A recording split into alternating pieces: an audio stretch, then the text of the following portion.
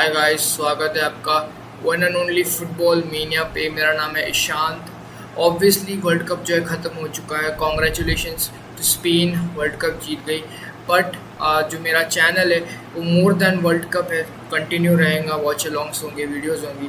तो एक इसी के साथ एक और वीडियो लेके आ चुके हैं भाई। ये होंगी बुंडेसलीगा सीरीज़, और इस सीरीज़ में हम बुंडेसलीगा से रिलेटेड सारा कुछ कवर करेंगे। ऑब्वियसली संडे को जो है लाइव स्ट्रीम भी होंगी regarding 20 FIFA world cup 2026 rewind. So please वो लाइव स्ट्रीम में भी आप जुड़िए। और इस वीडियो, अगर आपको ये वीडियो पसंद आएंगी तो प्लीज़ लाइक करें, सब्सक्राइब करें और कमेंट्स ज़रूर कीजिएगा। सीधा उड़ते हैं भाई वीडियो के साथ। इमेजिन आपकी फेवरेट फुटबॉल टीम मैच हार जाए और फिर आपको पता चले कि वो मैच फिक्स था। अमूमन अगर मैच फिक्स होता है तो सबसे पहले डाउट रेफरी पे जाता है। अक्सर हम रेफरियों की गलतियों को नज़रअंदाज कर देते हैं, पर अगर वही रेफरी जानबूझकर गलत पेनल्टी, गलत रेड कार्ड देने लग जाए तो मैच का रिज़ल्ट पूरी तरीके से चेंज हो जाता है। यही हुआ 2005 जर्मनी, एक ऐसी कंट्री जो अपने डिसिप्लिन और ईमानदारी के लिए जानी जाती थी। बुंडेसलीगा जो कि one of the best leagues in the world थी। DFB जो कि एक बहुत ही बड़ी फुटबॉल एसोसिएशन मानी जाती थी। 2006 में जर्मनी में वर्ल्ड कप होने वाला था, पर उसके पहले ही कुछ ऐसा सामने आया जिसने पूरे जर्मनी को नहीं, पूरे फुटबॉलिंग वर्ल्ड को हिला के रख दिया। एक ऐसा स्कैंडल जिसकी शायद किसी ने भी उम्मीद नहीं की होगी। एक युवा रेफरी, कुछ सट्टेबाज और करोड़ों यूरो का नेटवर्क। इस स्कैंडल का नाम है रॉबर्ट हॉइजर मैच फिक्सिंग स्कैंडल। कैसे एक युवा रेफरी पैसों के झांसे में फंसा और कैसे हज़ारों मैचेस के नतीजों पे जो है सवाल उठ गए, और कैसे जो है इस स्कैंडल ने जर्मन फुटबॉल को हमेशा के लिए बदल के रख दिया। आज हम इस स्कैंडल के बारे में शुरुआत से लेकर अंत तक जानेंगे। सबसे पहले किसी भी स्कैंडल को जानने से पहले सब ज़रूरी ये होता है कि वो किस माहौल में हुआ है। जर्मनी की टीम 2000 के दशक में काफ़ी ज़्यादा स्ट्रगल कर रही थी, क्योंकि 1998 और 2000 का जो टूर्नामेंट था उनका बहुत ही ख़राब गया था। तो DFB ने डिसाइड किया था कि वो जो है अब नया यूथ सिस्टम में कुछ चेंज लाएंगे। तो नई जो है यूथ ट्रेनिंग सिस्टम्स बनाई गई और रेफरीज़ को जो है वो ट्रेनिंग दी गई, और इसी के वजह से जो है तो इम्प्रूवमेंट नज़र आने लगी। और दूसरी तरफ जो है जो 2006 का वर्ल्ड कप भी था जर्मनी में, तो जर्मनी को जो है दूसरे अदर नेशंस को या फिर पूरी दुनिया को दिखाना था कि वो पूरी ईमानदारी से और अच्छे तरीके से जो है फीफा वर्ल्ड कप को होस्ट कर सकते हैं। लेकिन दूसरी तरफ बर्लिन में जो है वो कुछ और ही हो रहा था। कैफे किंग जो है एक बेटिंग क्लब था, जो कि ऑब्वियसली बाहर से देखने में जो है ये क्लब आम क्लब जैसा ही लगता, क्योंकि लोग आते बेटिंग क्लब में बेटिंग लगाते और पैसा लगाते और फिर चले जाते। तो इतना कुछ इसमें ये नहीं था। इस क्लब का जो ओनर था उसका नाम था मिलान शॉपिना। उसके साथ साथ उसका भाई भी जो है उसके कारोबार में जो है शामिल थे। इनका काम था ऐसे लोगों को ढूंढना जो कि मैच का नतीजा बदल सके। खिलाड़ी, कोच या फिर सबसे आसान रेफरी, क्योंकि एक अकेला रेफरी पूरे मैच का जो है रिज़ल्ट चेंज कर सकता है। एक गलत पेनल्टी, एक गलत रेड कार्ड और पूरे मैच का रिज़ल्ट बदल सकता है। उन्हें सिर्फ ऐसा इंसान चाहिए था जो कि पैसों के लिए अपना ईमान बेच सके, और जल्द ही उन्हें ऐसा इंसान मिल भी गया। आखिर कौन था ये रॉबर्ट हॉइजर? अगर हम रॉबर्ट हॉइजर को थोड़ी जानने की कोशिश करें तो रॉबर्ट हॉइजर का जन्म 1979 बर्लिन में हुआ था। बचपन से ही रॉबर्ट हॉइजर को जो है फुटबॉल में इंटरेस्ट था, लेकिन प्लेयर बनने की बजाय उसने रेफरी बनने का जो है उसने ठान लिया। लेकिन जर्मनी में रेफरी बनना कोई आसान बात नहीं थी, क्योंकि कंसिस्टेंट परफॉर्मेंस देना, एक अच्छी फिटनेस रहना काफ़ी ज़्यादा ज़रूरी था। रॉबर्ट हॉइजर ने ये सारी चीज़ें सफलतापूर्वक सक्सेसफुली जो है वो कर दी। अब काफ़ी सारे DFB के जो अधिकारियों को लग रहा था कि आगे जाकर जो है रॉबर्ट हॉइजर बुंडेसलीगा में भी रेफरी कर सकता था, क्योंकि रॉबर्ट हॉइजर धीरे धीरे निचले डिवीज़न से सेकंड डिवीजन्स के मैचेस उसको रेफरिंग करने के लिए मिलने लगे। रॉबर्ट हॉइजर के पास काफ़ी अच्छा एक फ्यूचर था, अब उसका प्रेजेंट भी काफ़ी अच्छा था, लेकिन शायद उसको ये मंजूर नहीं था। शायद उसको इससे ज़्यादा कुछ चाहिए था। और इसीलिए बोलते हैं ना कि लालच कभी भी इंसान को ये नहीं करना चाहिए। अब ये बिल्कुल साफ नहीं है कि हॉइज़र की मुलाकात शॉपिना भाइयों से कब हुई थी, लेकिन बाद में जब जांच हुई तब पता चला कि ये दोनों जो है रेगुलर बेसिस पे बर्लिन में मिलते थे, क्योंकि कैफ़े किंग भी बर्लिन में था और हॉइज़र भी जो है वो बर्लिन का ही था। पहले सिर्फ दोस्ती हुई, फिर बातचीत और फिर जो है अब धीरे-धीरे पैसों की पेशकश होने लगी। इमेजिन कीजिए अगर आप एक यंग रेफरी है और आपके आगे बैठा हुआ व्यक्ति आपको पैसे ऑफ़र करे और बोले कि सिर्फ एक रेड कार्ड, एक गलत पेनल्टी और ना पकड़े जाने का डर, कोई भी रेफरी शायद इस झांसे में आ जाए। और रॉबर्ट हॉइज़र के साथ भी ऐसा हुआ और धीरे-धीरे हॉइज़र ऐसे रास्ते पे चला गया जहाँ से उसका वापस लौटना शायद असंभव था। अब आखिरकार ये फिक्सिंग होती कैसे है? अब मैच फिक्सिंग आप पूरे 90 मिनट्स को जो है वो मैच को फिक्स नहीं कर सकते।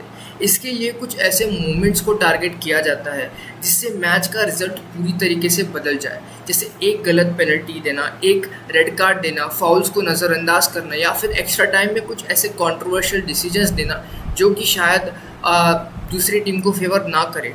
और अगर किसी भी टीम के साथ रेफरी है तो उस टीम का हारना बहुत मुश्किल है। इसी तरीके से यही होता, मिलान शॉपिना और उसका नेटवर्क यही करता था। वो पहले बेटिंग मार्केट में भारी पैसा लगाते थे और हॉइज़र फिर मैच में आकर उनका डिसीजन को जो है वो सही करने की कोशिश करता। यानी कि अगर मिलान भाई जो भी है वो एक टीम के ऊपर जो बैटिंग करते और हॉइज़र उसी टीम को जिताने की पूरी कोशिश करता रहता था। अब लेकिन सबको लगता कि ये ख़राब रेफरिंग है, जो भी हॉइज़र डिसीजन देता था ये सिर्फ एक ख़राब रेफरिंग है। लेकिन धीरे धीरे पता चला कि एक बैटिंग पैटर्न सामने आने लगा, पर उस समय किसी ने इतना ध्यान नहीं दिया उस बैटिंग पैटर्न के ऊपर, क्योंकि उस समय किसी को इतना अंदाज़ा ही नहीं था कि ऐसा भी कुछ हो सकता है।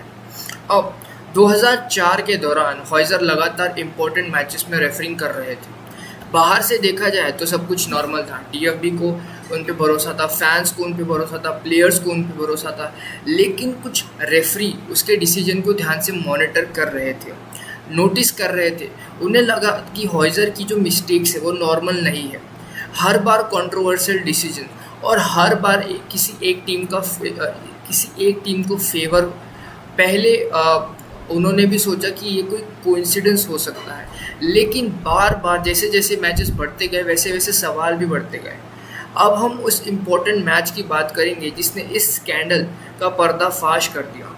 SC Paderborn versus Hamburger SV, 2 controversial penalty, एक रेड कार्ड और एक ऐसा मुकाबला जिसने रॉबर्ट हॉइज़र का पूरा खेल बिगाड़ दिया।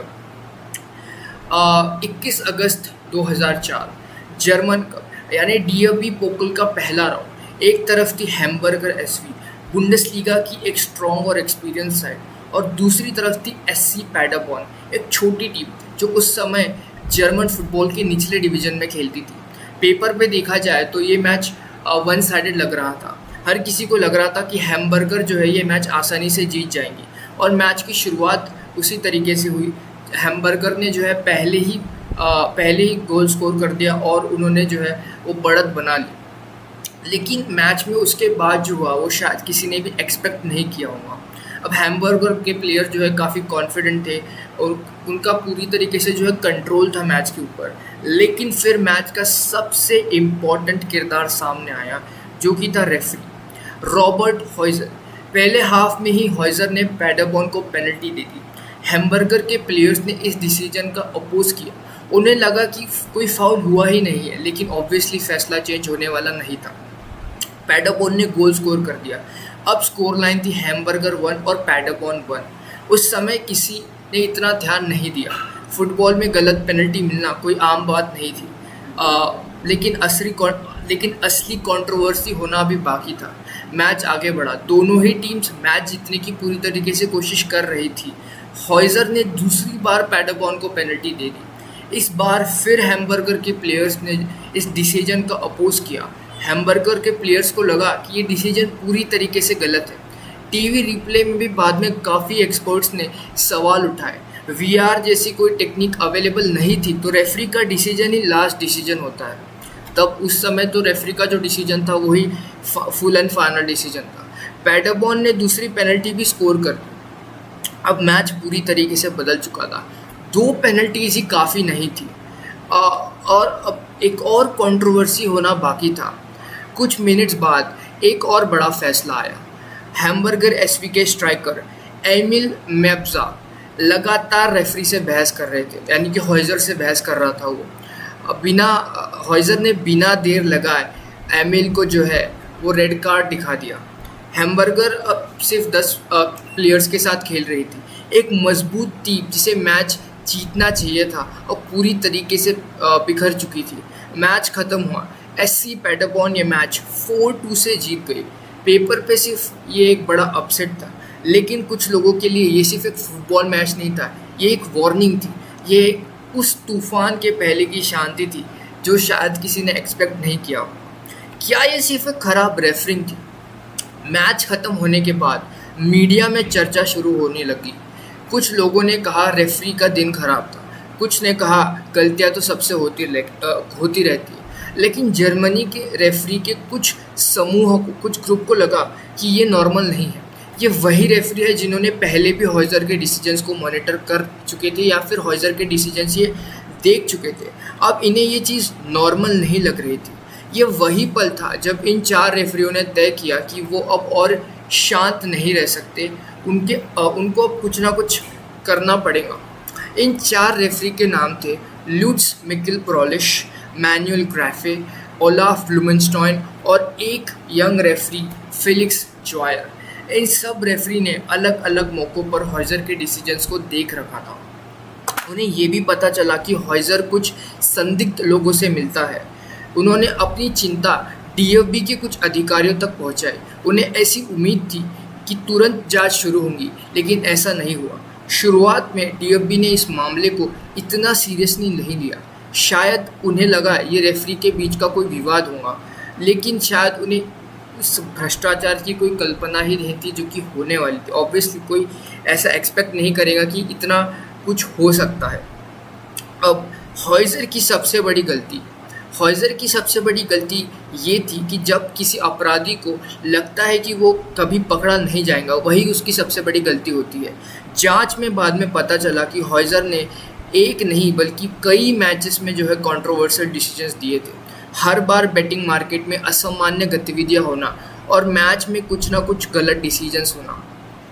पहले किसी ने भी इन 2 चीज़ों को जोड़कर नहीं देखा था, लेकिन जैसे जैसे मामला आगे बढ़ते गया वैसे वैसे लोगों को समझ में आते गया कि बेटिंग जो पैटर्न था और जो हॉइजर्स के डिसीजन थे वो काफ़ी ज़्यादा मैच कर रहे थे।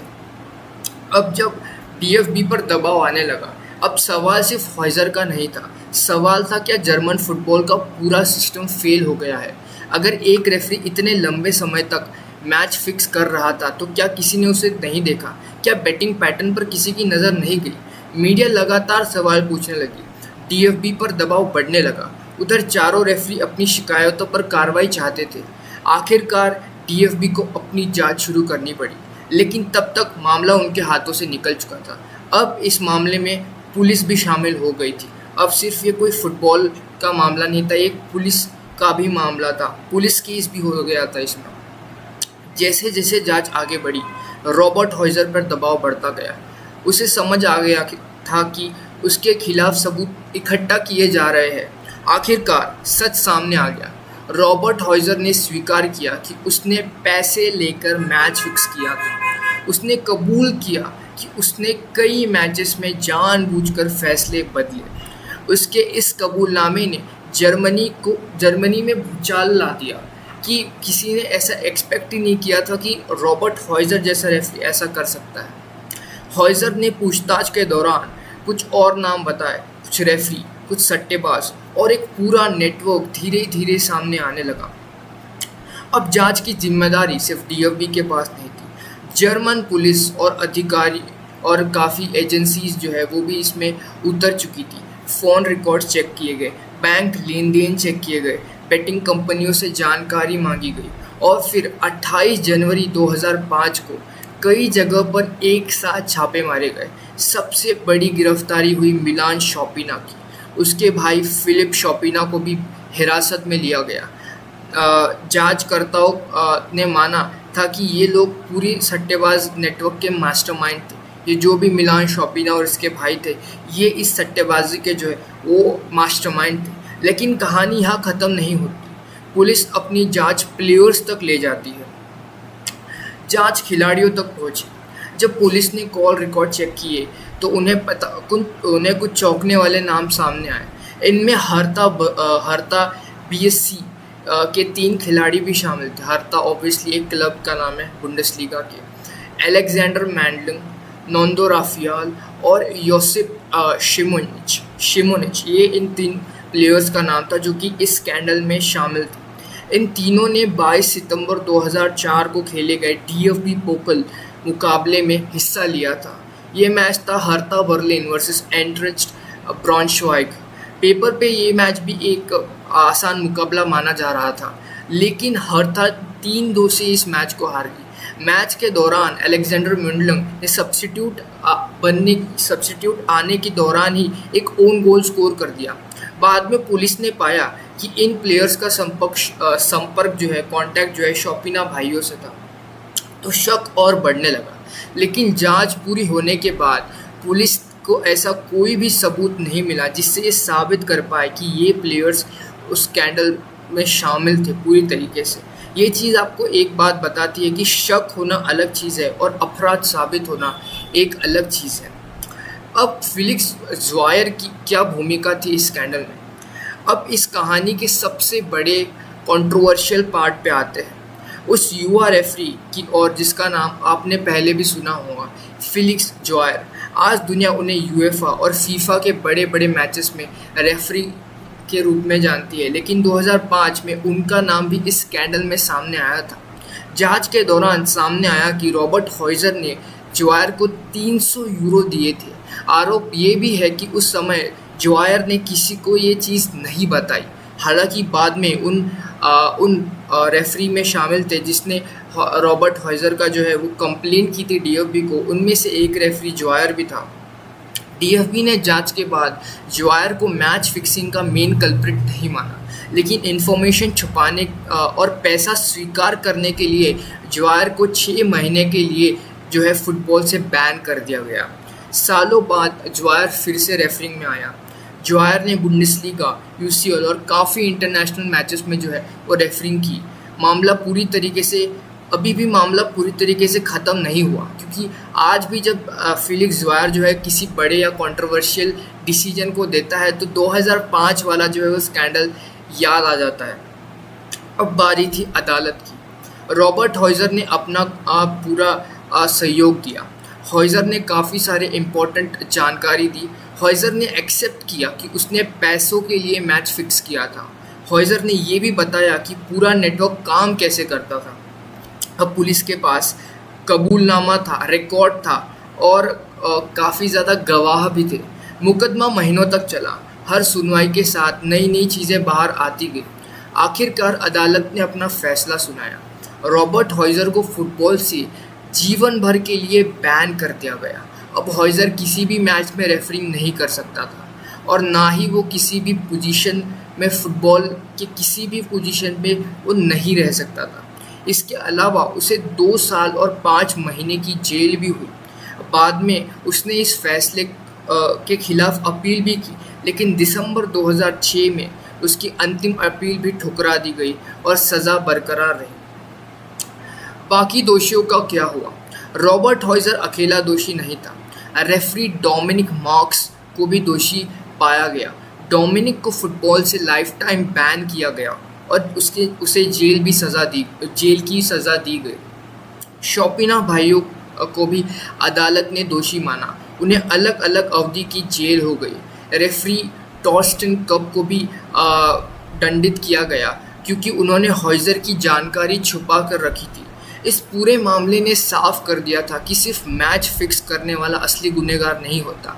मैच फिक्सिंग की बात छुपाने वाला भी उतना ही गुनहगार होता है जितना मैच फिक्स करने वाला होता है। जब ये स्कैंडल सामने आया तो सबसे बड़ा सवाल था, क्या बुंडेसलीगा के मैचेस भी फिक्स किए गए थे? पुलिस ने इस पहलू को की भी गहराई से जांच की। सारे दस्तावेज खोले गए, कई मैच को फिर से देखा गया, लेकिन आखिरकार जांच में सामने आया कि बुंडेसलीगा पे इसका कोई भी असर नहीं हुआ था। जो फिक्सिंग हुई थी वो सिर्फ सेकंड डिवीज़न, डीएफबी पोकल और निचले डिवीज़न में हुई थी।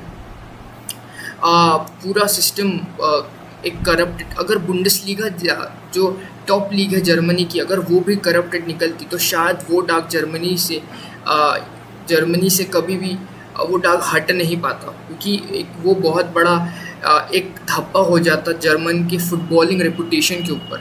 जब मैच फिक्सिंग स्कैंडल की जांच पूरी हुई तो एक सवाल बार बार पूछा जाने लगा, कोई क्लब फिक्सिंग की वजह अगर कोई क्लब जो है वो फिक्सिंग की वजह से बाहर हो जाता है तो अब उस क्लब का क्या होता है। इस सवाल का सबसे बड़ा एग्जाम्पल था हैम्बर्गर एसवी। 21 अगस्त 2004 को डीएफबी पोकल मुकाबले में हैम्बर्गर को एससी पैडरबोर्न के खिलाफ बाहर होना पड़ा। बाद में जब ये साबित हुआ कि वह मैच के जो रेफरी था वो रॉबर्ट हॉइजर था, जिसने जानबूझकर मैच को फिक्स किया था, तो डीएफबी पर भारी दबाव आ गया था। हैम्बर्गर सिर्फ एक मैच नहीं हारा था, वो एक बहुत बड़ी जो है प्राइज़ मनी भी उसने गंवा दी, काफ़ी ज़्यादा टीवी रेवेन्यू गंवा दिया, स्पॉन्सरशिप्स गंवा दी। तो डीएफबी ने हैम्बर्गर एसवी को जो है लगभग 20 लाख यूरो तक जो है प्रोवाइड किए हैम्बर्गर एसवी को। जब पूरा मामला सामने आया तो कई क्लब्स ने डिमांड की कि जो मुकाबले में रेफरी ने गलत डिसीजंस दिए हैं वो सारे मैचेस फिर से होने चाहिए। डीएफबी ने हर मैच की अलग अलग जांच की, वीडियो देखे गए, रेफरी रिपोर्ट पढ़ी गई, गवाहों से पूछताछ की गई, लेकिन कुछ निचले लीग के जो मैचेस थे वो फिर से दोबारा खेले गए, लेकिन हर मैच को रद्द नहीं कर सकते थे, क्योंकि हर मैच में रेफरिंग ख़राब नहीं हुई थी। कुछ मैचेस में एक्चुअली में जो है वो जो है फाउल्स हुए थे।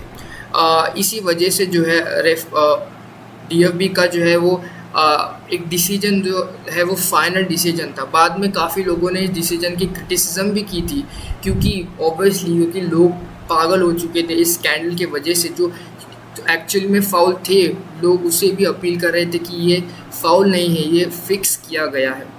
इस पूरे मामले में सिर्फ रॉबर्ट हॉइजर की क्रिटिसिज्म नहीं हुई थी, डीएफबी की भी काफ़ी ज़्यादा क्रिटिसिज्म हुई थी, क्योंकि ऑब्वियसली जो 4 रेफरीज थे जो शिकायत लेके गए थे डीएफबी के पास, लेकिन डीएफबी ने जो है उन चारों रेफरीज की बात नहीं सुनी, उसको ज़्यादा गंभीरता से नहीं लिया, सीरियसली नहीं लिया, क्योंकि अगर उस पॉइंट पे डीएफबी जो है सीरियस हो जाती तो काफ़ी सारे मैचेस फिक्स होने से वो बचा सकती थी। डीएफबी ने जो है वो अपनी गलतियों को एक्सेप्ट किया और उसके बाद जर्मन फुटबॉल के इतिहास का सबसे बड़ा रेफरी सुधार कार्यक्रम की शुरुआत हुई। इस स्कैंडल के बाद डीएफबी ने कई बड़े बदलाव किए। अब रेफरियों की निगरानी पहले से कई ज़्यादा सख्त कर दी गई और अधिकारी के प्रदर्शन का विस्तृत रिकॉर्ड बनाया जाने लगा। रेफरियों की नियुक्त प्रक्रिया जो है वो और भी मुश्किल हो गई, यानी कि कोई भी रेफरी अगर जर्मनी में रेफरिंग उसको करनी थी तो वो ट्रेनिंग और मुश्किल हो चुकी थी। ऑब्वियसली अगर कोई भी बैटिंग पैटर्न पर नज़र रखने के लिए यहाँ पर एक ऑब्जर्वर रखा गया और कोई भी बैटिंग पैटर्न में अगर कोई भी ज़्यादा पैसा लगा देता तो उस पर भी डीएफबी की जो है वो नज़र रहती। असामान्य गतिविधियाँ अगर मैं बात करूँ बैटिंग पैटर्न में जो है, और इसके अलावा जो है मैच अधिकारियों को करप्शन रिपोर्ट्स को भी बनाने को लगाई थी। अगर किसी रेफरी से मैच फिक्स करने की कोशिश की जाती और वो इसकी सूचना नहीं देता तो उसको भी सज़ा मिलती। यानी कि अगर कोई भी जैसे रॉबर्ट हॉइजर के केस में वो मैच फिक्स कर रहा था और फ्रीक्स वार को पता था कि वो मैच फिक्स कर रहा है, लेकिन उसने तुरंत डीएफबी को नहीं बताया, तो अगर ऐसे केस में जो व्यक्ति इस चीज़ को छुपाता है तो उसको भी कड़ी से कड़ी जो है वो सज़ा होंगी। इस स्कैंडल के बाद एक नई बहस छिड़ गई, क्या जर्मन फुटबॉल को फुल टाइम प्रोफेशनल रेफरीज रखने चाहिए। कुछ अधिकारियों का मानना था अगर रेफरी अच्छी तनख्वाह कमाएंगे तो रिश्वत लेने का कभी वो सोचेंगे ही नहीं, उस समय डीएफबी के अधिकारी जो थे वर्नर हैकमन ने इस विचार का समर्थन किया, लेकिन सभी इससे सहमत नहीं थे। फ्रांस बेकनबावर जो उस समय फुटबॉल एसोसिएशन के मेंबर थे, उनका मानना था कि समस्या सिस्टम की नहीं है, समस्या सिर्फ उस एक पर्सन की थी, रॉबर्ट हॉइजर की। उनके अनुसार जर्मनी की रेफरी ट्रेनिंग दुनिया की सर्वश्रेष्ठ प्रणालियों में से एक है, इसलिए पूरे सिस्टम को बदलने की ज़रूरत नहीं थी। बहस कई साल तक चलती गई। एक साल बाद सब मान चुके थे कि 2005 जैसा स्कैंडल कभी और आ नहीं सकता, क्योंकि इस स्कैंडल ने जो है वो जर्मन फुटबॉल के ऊपर सवाल खड़े कर दिए और ये काफ़ी एक बड़ी चीज़ थी। ऑब्वियसली एक साल बाद 2006 का वर्ल्ड कप था, अब होने वाला था, सारी दुनिया की नज़र इस पे थी। लेकिन अब जो है लोगों के मन में एक डर बैठ गया, जर्मनी के मन में डर बैठ गया कि क्या वो होस्ट नेशन का जो है वो गवा ना दे, क्योंकि इस स्कैंडल के बाद उनके ऊपर काफ़ी एक बड़ा धब्बा लग चुका था। अब लोग सवाल उठा रहे थे कि क्या जर्मनी जो है ईमानदारी से इस टूर्नामेंट को होस्ट कर सकती है, क्या वो जो है एक फ्लूइडिटी स्मूथली जो है इस वर्ल्ड कप को हैंडल कर सकती है। लेकिन थैंकफुली जो है जो होस्टिंग का राइट है जर्मनी से नहीं छीना गया और जर्मनी ने सफलतापूर्वक 2006 का फीफा वर्ल्ड कप जो है वो होस्ट किया। फुटबॉल सिर्फ गोल्स और ट्रॉफीज़ का खेल नहीं है, ये भरोसे का खेल है। 90 मिनट्स तक लाखों लोगों की उम्मीदें मैच पे टिकी रहती है, उस पिच पे टिकी रहती है कि आखिरकार कौन इस मैच को जीतेगा। और वही उम्मीदें जो है रॉबर्ट हॉइजर ने पूरी तरीके से तोड़ दी। लेकिन फुटबॉल में जो है हम उम्मीद करते हैं कि रॉबर्ट हॉइजर जैसे कम रेफरीज आए जो कि पैसों के लिए अपना ईमान बेच दें, और किसी को नहीं चाहिए कि इतना अच्छा स्पोर्ट जो है वो फिक्सिंग के कारण तबाह हो जाए। यही था भाई इस वीडियो में। अगर आपको वीडियो अच्छी लगी होगी तो प्लीज़ वीडियो को लाइक करें, चैनल को सब्सक्राइब करें, और आपका कोई भी रिलेटेड क्वेश्चन हो इस स्कैंडल को लेकर तो प्लीज़ कमेंट सेक्शन में बताएं। मैं मिलता हूँ आपको संडे के लाइव में, जहाँ पर हम फीफा वर्ल्ड कप की बात करेंगे। तो मिलते हैं भाई संडे को।